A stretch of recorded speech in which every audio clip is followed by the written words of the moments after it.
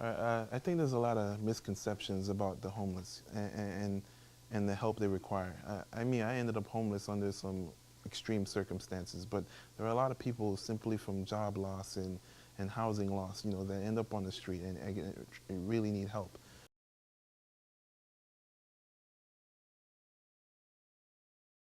In 2001, I was diagnosed with cancer. Um, Went through 2.5 years of treatment and radiation. Um, in 2004, I actually developed a severe stomach ulcer. Um, then after that, you know, I relapsed.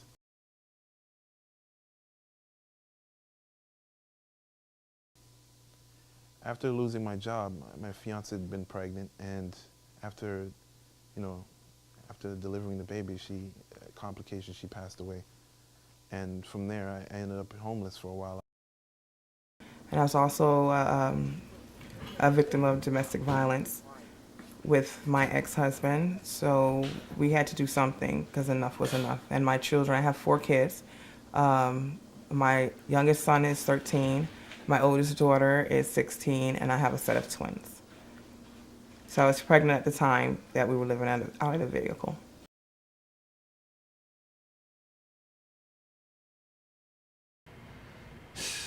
Really, to be honest, I ain't had nobody. Only probably had my big sister, to be real.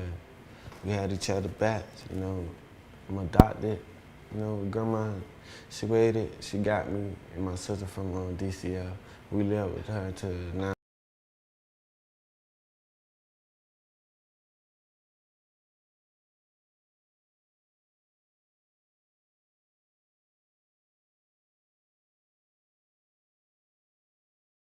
I'm trying to get people to know about the homeless situations, and a lot of the vision that people are still seeing when it comes to homeless individuals is the little alcoholic male underneath the bridge. Of 300 people, we have 100 children that are living here with their families. A lot of the instances that are coming up now are the evictions, foreclosures. We want people to know that it's not just an alcohol, substance abuse, mental health issue anymore. I made sure that I was parked close to my children's school so that they can still attend school until we decided that we had to go to a shelter to get some kind of help on housing.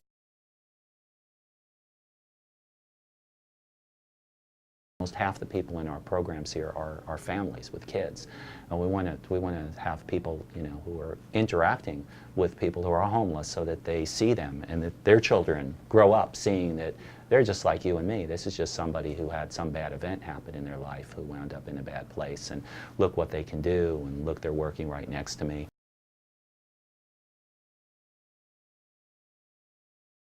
I came here as the director back in 2002, and one of the first things I did is I said, hey, we have this 50 acres just sitting here, you know, why aren't we doing something with it? And we have this big shortage of permanent housing. Okay, we have these 50 acres that's sitting there. We would like to use this land for permanent supportive housing, even though we knew that wasn't the use they were going to say was okay. As I'm talking to some of the people who work at Health and Human Services, they said, well, look, if this doesn't go through, you guys are going to get fined, and you may have to give back the property. So why don't you look at some alternative use? So I go online, they go online, and we're looking at different things we could do. What could you do with the project? And it was actually a lady up in DC who suggested that we go look at this farm, not on surplus property, but this farm in Santa Cruz. And the farm it's part of the Homeless Garden Project in Santa Cruz, California. So in 2011, we were approached by someone from Carrefour who was looking at some different possibilities for how they might bring an organic farm to being. Because it does offer the farm, it's a green living area that the other Carrefour programs do not have. The other programs are just housing. We provide services and whatever other things, but as far as farming or green area, no other Carrefour program has that. It's unique to Verde Garden only. Submitted the proposal and found 22 acres of invasive exotic plants and trees. and thought, oh my God, how are we going to do this? My role has been, since I moved to Verde Gardens as a secretary, is to try to pull the community together to better the community and to keep our children safe and to just motivate people to do better in life. Well, I started working 5 years ago for South State Adult Education. My job, I'm a culinary art teacher, and the whole idea is to train underprivileged people, give them the opportunity to receive training. Once I started working for this community, I realized that a lot of the people here have, they have dreams, they have a desire to have a career, but not being able to afford it. And I realized that through the South Adult Education Center, we can help these people with what they need. And I'm really touched by it because I see a lot of hope and a lot of hope for the future of this community through it. Because there is a chance for transformation. Because I myself, I grew up in Miami. I never had any type of encounter with, growing my food or gardening or anything of that. And really working with the children. Now I'll be working in a kids summer camp with the community, which they will be learning about healthy nutrition, food, and also farming and how to grow your own food. Composting is something when you're done with like food scraps, you put it in a bin, and worms make it into dirt, which is dirt is good for the earth, and it's good for the environment too. And what we're doing is helping the farm do it too. So the vision, the overall vision for Verde Gardens and for the farm component, the farmers market, was building on what we saw in Santa Cruz, but on a bigger scale. So we were hoping that in the future we will have enough produce and enough agriculture going on down there where we can be a food distribution hub for South Dade, and that we can use this as a form of employment for the people who are living at Verde Gardens and people in the community.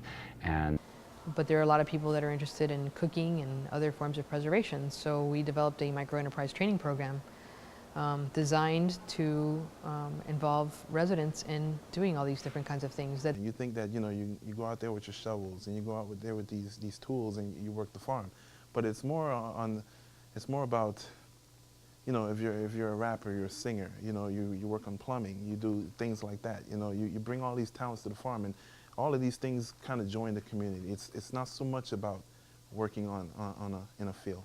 I'm actually a resident of Verde Gardens, and that's kind of how I got involved with Growing Hope. They came into the community as kind of activists to get the community involved with the farm, but in non-traditional methods. They found out needs and actually interest of the community, and that kind of got me involved. I had an interest in photography and film and writing, and I met a gentleman by the name of Patrick Garvey, and he kind of showed me that I can use this talent to be involved in the community growth. And from there, I've done a lot of work for him, and I actually was promoted to Director of Photography for Growing Hope. How does this program, positively affect? well, we are serving a very unique community or population. Our students are low income, and they're also homeless. So the fact that they don't have any way of paying for this training any other place, we don't provide, I'm sorry, our students are getting free training, they are getting jobs, our students are supporting each other, working together, and people like me and other members of the community are, holding hands and working very hard to offer them opportunities once they are involved in the training. I cannot do it alone, and when I came here, I was a dreamer. Oh, I love to do this and that. But when I start connecting with different organizations in the community, I felt powerful. I feel like I'm gonna succeed, I'm gonna make it in life. I tell myself that every time. I know I'm gonna make it. I just won't give up.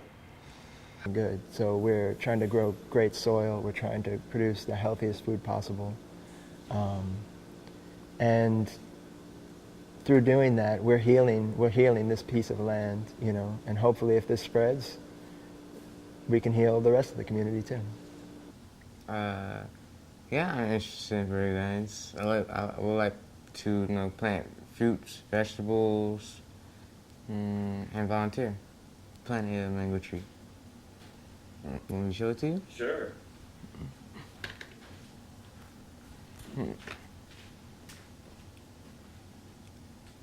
When did you plant